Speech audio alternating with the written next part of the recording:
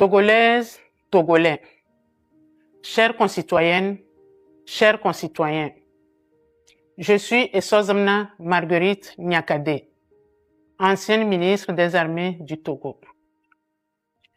Je viens vers vous aujourd'hui avec respect pour la première fois en vidéo en tant que citoyenne togolaise. Je viens vous parler avec franchise et responsabilité, mais également avec un profond amour pour notre pays, le Togo. Je suis consciente que ma prise de position peut surprendre et déranger. Depuis la diffusion de mes tribunes, certains disent que je m'exprime par amertume ou par frustration. D'autres doutent de mes actions et pensent que je ne peux pas vouloir d'une sincère unité ou du changement. Je sais ce que cela peut représenter dans l'imaginaire collectif. À cela, je réponds, oui, j'ai des liens familiaux avec la famille Gnassingbé. Oui, mes enfants en sont issus. Cela est un fait. Mais il n'enlève rien à mon droit de m'exprimer en toute conscience sur la situation du Togo. Avant d'être lié à une famille ou à une communauté, je suis avant tout une citoyenne togolaise, lucide, qui n'accepte pas de garder le silence face à ce que subit mon pays, notre pays. Dites-moi, pourquoi devrais-je me taire au motif de mes origines ethniques, de mes liens familiaux ou parce que j'ai été ministre et sous prétexte d'avoir bénéficié du système? Non. Garder le silence face aux dérives que j'ai constatées quand j'étais dans le gouvernement serait trahir les valeurs qui me sont chères et qui constituent mes repères de vie. Ce serait renier ma conscience. Ce serait trahir le peuple togolais. C'est donc en toute légitimité que je revendique aujourd'hui mon droit de parole et que naturellement, je me joins aux voix qui appellent au changement. Vous savez, seuls les esprits fermés refusent d'évoluer. Chères concitoyennes et chers concitoyens, le silence dans ce contexte est une faute morale.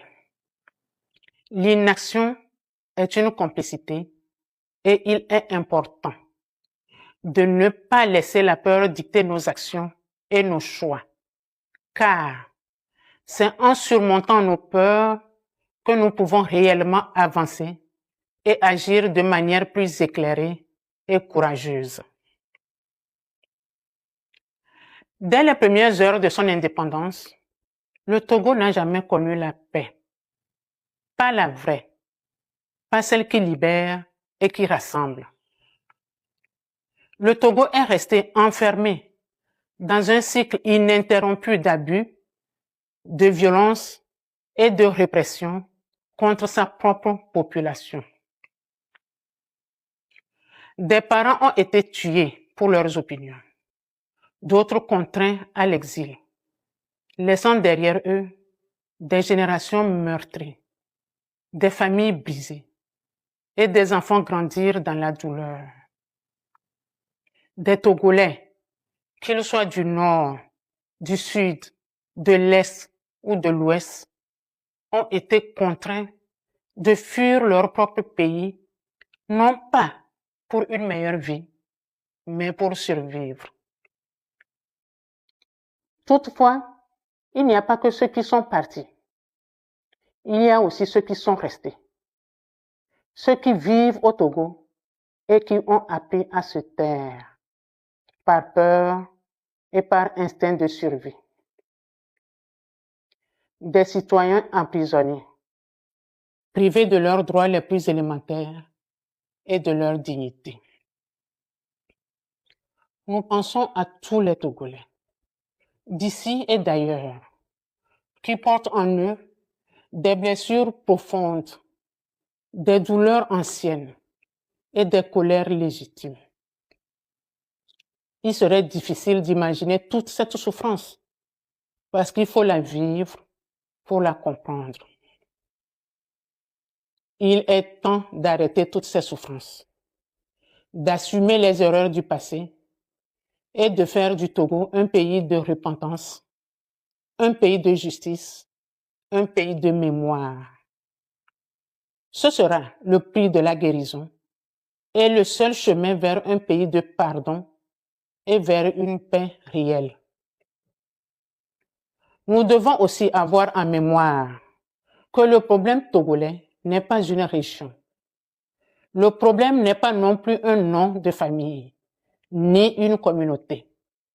Le vrai problème, c'est un système qui a trahi les espoirs du peuple. Et ce système doit être combattu et changé.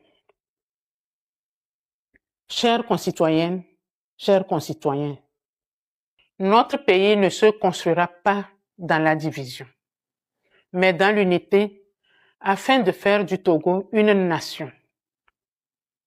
Nous avons tous un rôle à jouer afin que nos concitoyens de l'extérieur puissent rentrer chez eux et que tous les Togolais vivent en paix, parlent sans peur et marchent sans crainte. C'est ensemble que nous reconstruirons notre pays dans la fraternité et la détermination. Le temps du silence est terminé.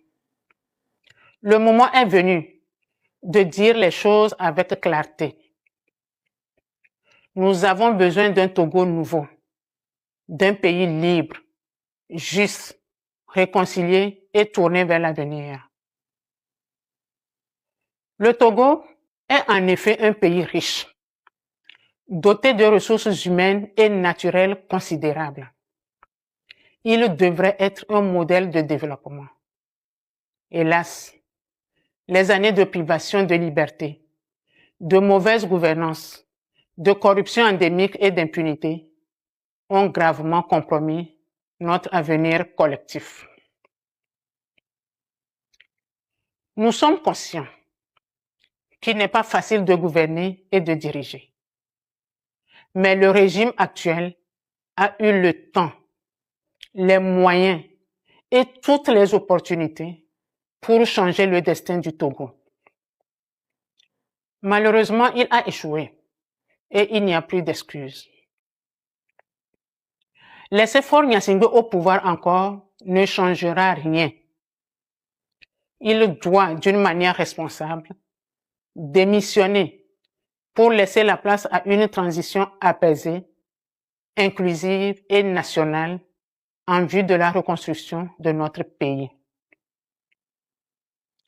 Le peuple togolais doit prendre ses responsabilités pour intensifier son engagement citoyen dans la paix et la légalité pour que le changement tant attendu devienne réalité.